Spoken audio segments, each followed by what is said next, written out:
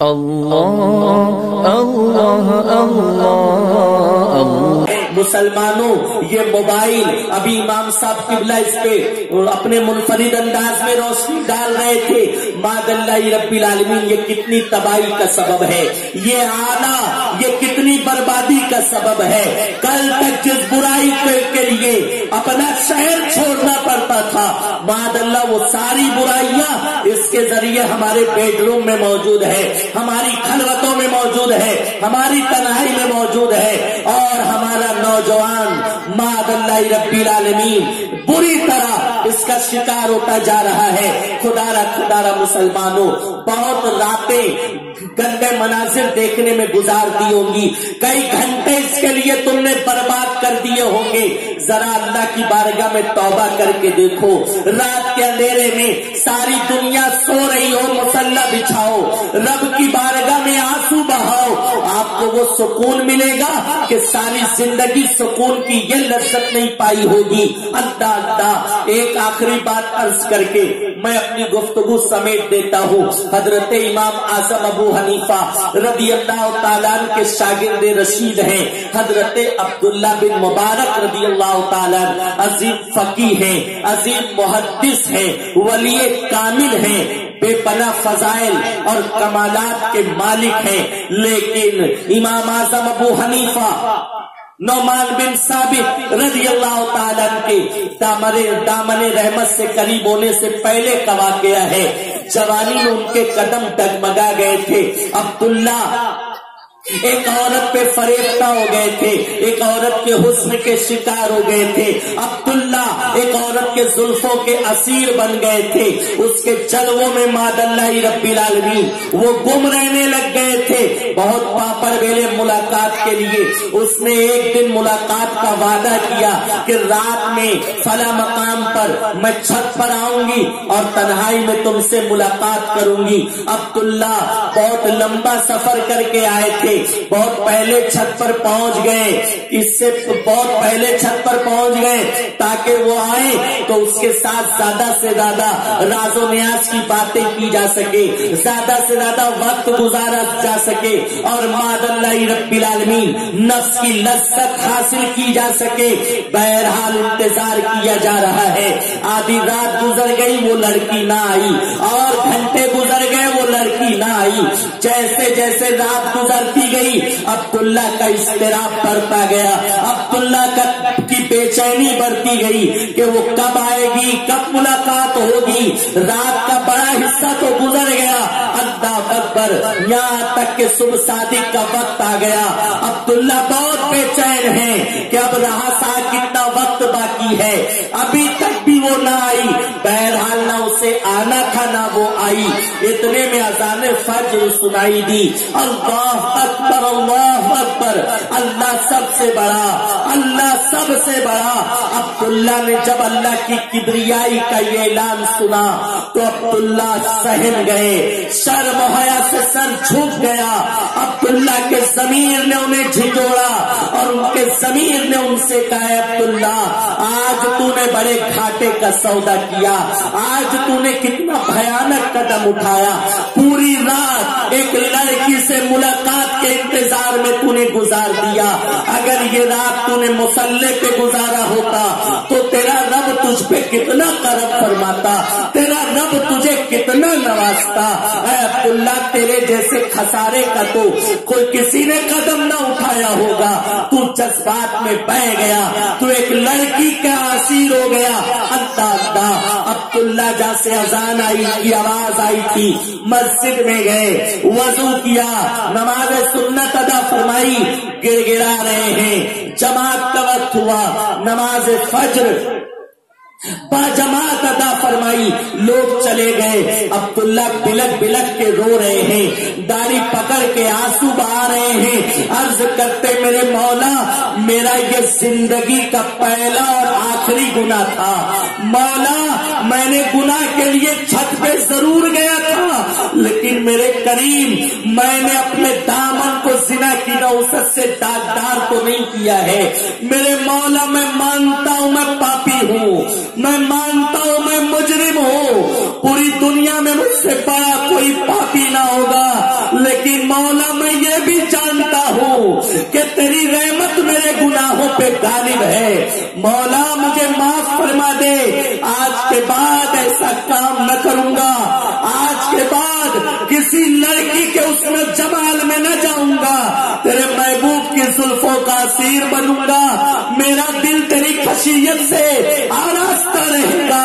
میرا دل تیرے محبوب کی محبت کا مدینہ بنے گا. مولا ان آنکھوں میں جلوہ رہے گا تو تیرے محبوب کا.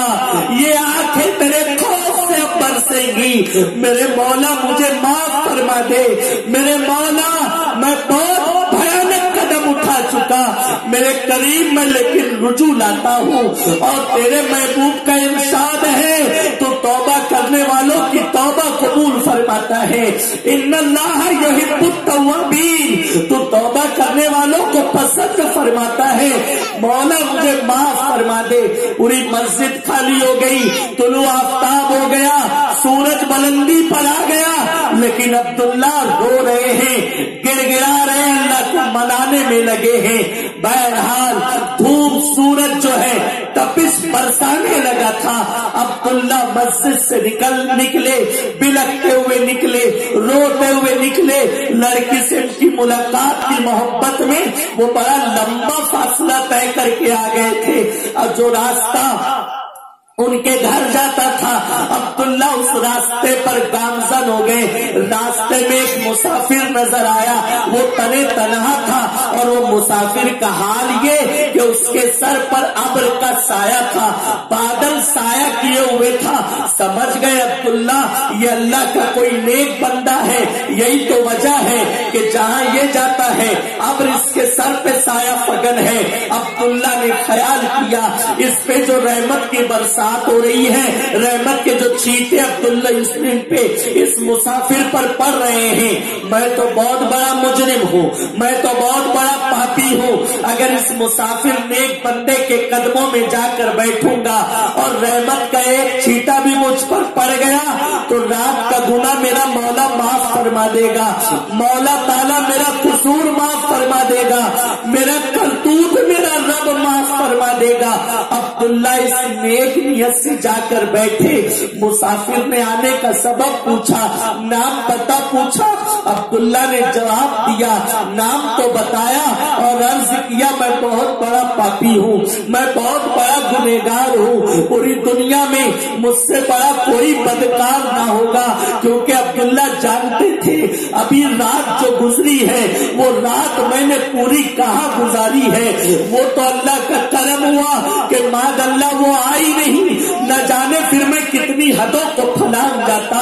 آپ نے فرمایا میں بہت بڑا پاپی ہوں, میں آپ کے پاس اس لیے آیا ہوں تاکہ آپ کی صحبت کی برکتیں مجھے بھی حاصل ہو جائے. بہرحال تھوڑی دیر بات چیت ہوتی رہی. مسافر اپنی منزل کی جانب بڑھنے کے لیے روانہ ہوا. عبداللہ اس کے پیچھے پیچھے مؤدب انداز میں ہاتھ باندھے گزری ہوئی رات کے کرتوت پر ندامت کے ساتھ قدم بڑھا رہے تھے. دونوں کے سر پر ابر کا سایہ تھا. اللہ اللہ ایک منزل وہ آئی کہ گویا عبداللہ کا راستہ وہاں سے کٹتا تھا. عبداللہ کا راستہ داہنے جاتا تھا, مسافر کو سیدھا جانا تھا. ابر کا سایہ مسافر کے سر پہ تھا. جیسے عبداللہ نے ملاقات کر کے راستہ بدلا, روایتوں میں آتا ہے ابر کا سایہ عبداللہ کے سر پر آ گیا. عبداللہ کے سر پر آ گیا. مسافر نے, اس اللہ کے نیک بندے نے عبداللہ بن مبارک کا ہاتھ پکڑ کر کہا تو کہتا تھا میں بہت بڑا پاپی ہوں, تو کہتا تھا میں بہت بڑا گنہگار ہوں, تو کہتا تھا پوری دنیا میں مجھ سے بڑا بدکار کوئی نہیں ہوگا. میں یہ کیا دیکھ رہا ہوں, میرے سر پر جو ابر تھا وہ تیرے سر پر کیوں چلا گیا. عبداللہ کی ہچکیاں بنائی, روتے روتے داڑھی آنسو سے تر ہو گئی. بہت گریوزاری کرنے کے بعد ان کی کیفیت جدا ہوئی اور انہوں نے رات جہاں گزاری تھی وہ بھی بتایا. صبح سے روتے روتے جو ان کی آنکھیں سوج گئی تھی اس کا بھی ذکر کیا.